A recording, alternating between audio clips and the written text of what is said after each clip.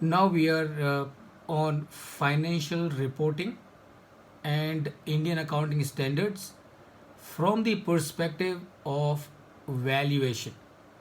From the perspective of valuation as to what is the connection between these standards and the valuation that we have to carry out uh, in the course of execution of the assignments that we would receive. So we would start with the index 36, which is on impairment of the impairment of assets. We have to understand it from the perspective of valuation. So my question to all of you before we begin, what do you understand by impairment of assets? All of you, what is impairment of assets? Testing means कि बिना का recovery Sir, revenue on retaining the asset is less than the street value is less than the wrong prices, as you told first lecture. Okay, so what did I tell Ankit? Okay, so what? Okay, Devang, you were saying something. Then the sir, the regular Devang, you were value of the saying asset, the book street value of the asset is much less than the book value. Uh, So the oh, value good, good, good, good, good. So whether carrying value is less than the cover value or not? Okay, very good, very good, very good. So I'm glad that all of you remember. So I'm glad that all of you remember, and that's a good sign for you. So remember, first of all, what is objective of Index 36? Objective of Index 36 is the value of the assets of a company should reflect the true value of those assets. What is impairment? Impairment, please pay attention, is very simple. When the carrying amount of an asset is less than the recoverable or realizable amount of those assets, then there is a impairment. I will give you an example. So an asset is having carrying amount of 100 rupees in the balance sheet on 31st March 2020. 31st March 2020, in the balance sheet, this asset has a carrying amount of 200 rupees. Today, if you sell, that is on 31st March 20, when you have to do the impairment testing, if you would sell this asset, what you will get just 80 rupees. And by use of these assets, the income that you will generate is 70 rupees. It is a clear-cut case of impairment. Why it is a clear-cut case of impairment? Because the maximum that you can get from this asset is 80 rupees. You are carrying this asset in your balance sheet at 100 rupees. So the true value as it stands today of this asset is 80 rupees. That means you must show this asset in your books not at 100 rupees but 80 rupees. And the difference of 20 rupees you will debit to the P&L account as impairment cost. So this is, friend, the impairment. What does when does impairment? Sir, as you were saying, income is 70. Yeah, You go. were saying income generated 70 rupees. Yes, correct. What is it relevant, sir? In Okay, okay, Ankit, what is the value of the asset? 200. What is carrying amount of the asset? 200, sir. 200. No, no, what is the 200, sir. 200. no, no, no. It's 100 rupees. It's 100 rupees. The carrying amount is 100 But rupees. you were said, sir, 200 in the balance sheet. Carrying amount is 100 rupees. No, no, 100 rupees. I said 100 rupees. So the asset is carried in the balance sheet at 100 rupees. Maximum income that you will generate from this asset over its life, remaining life, is 70 rupees. If you sell it assets in the market, you will get 80 rupees. So what should be the amount at which you must show it in the balance sheet. Should it be 70 rupees, 80 rupees, or 100 rupees? 80 rupees. 80 rupees. So the difference between the carrying amount and the recoverable amount is how much? 20. rupees, sir. So this 20 rupees becomes your impairment cost, Loss. and you will debit to your P&L account.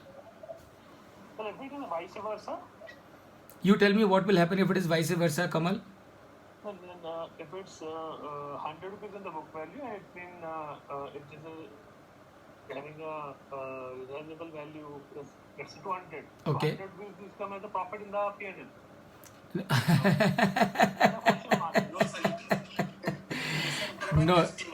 No, no. If you are going to generate income of 200 rupees over its life, it only says that there is no impairment.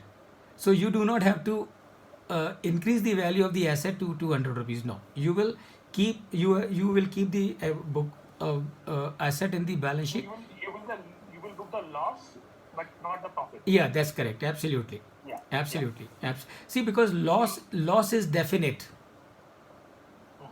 Kamal, I'm sure you will understand. The loss is definite because loss is today. Future that you are talking about, income that you are talking about is going to happen in future. So you are not sure.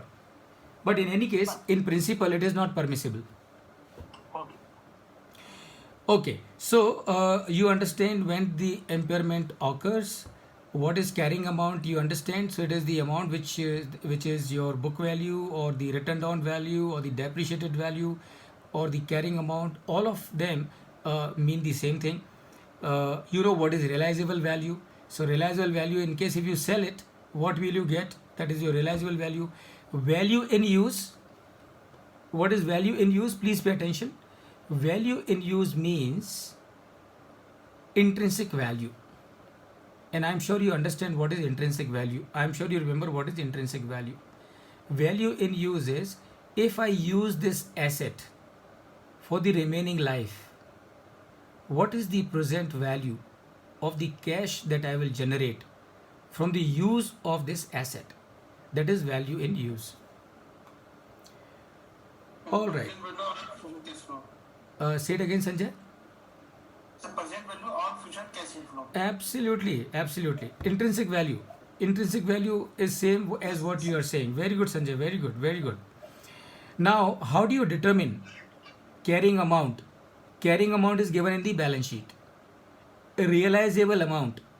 A realizable amount is probable sale proceeds minus the expenses that you will incur on the sale of this asset. So that is your realizable amount. Value in use.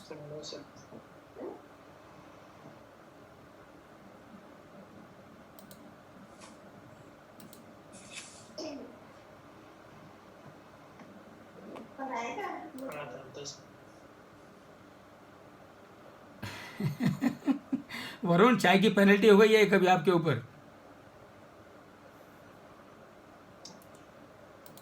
और वो भी आपको पूना में आके मेरे साथ पीनी पड़ेगी. Okay, so and value in use, as I said, is your intrinsic value, present value of all your future cash flows from the use of that assets. So that is your how you. Okay, what is the role of a valuer? Who will do this valuation? This valuation has to be done by a registered valuer, right? So this is what it is. Now friends, what we will do, we will do a small test and find out as to how to find out if there is a impairment of asset.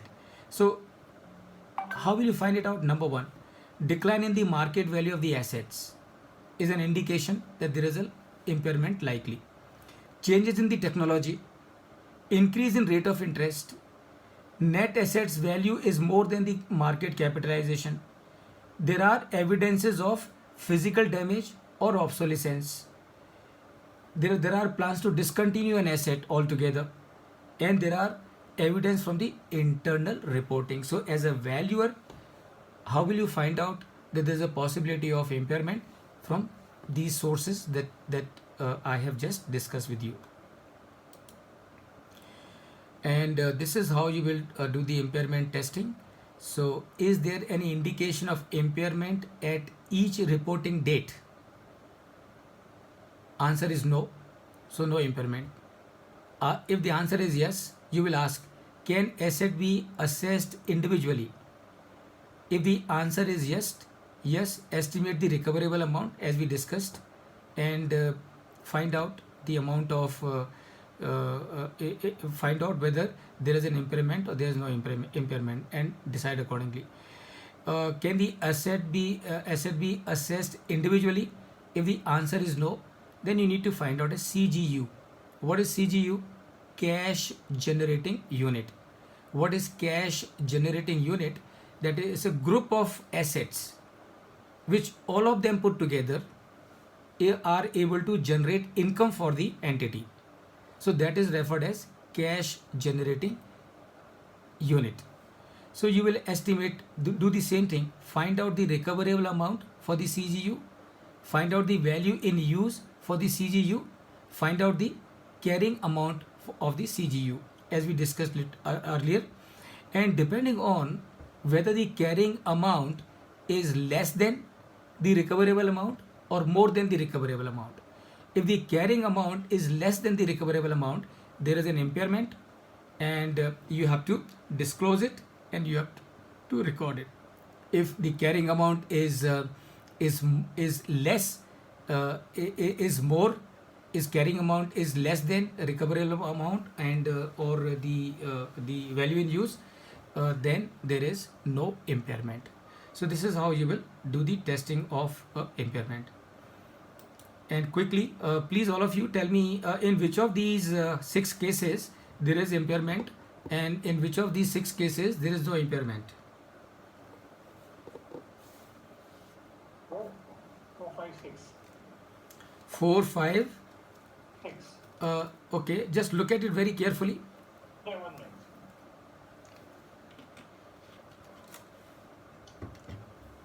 Look at it very carefully.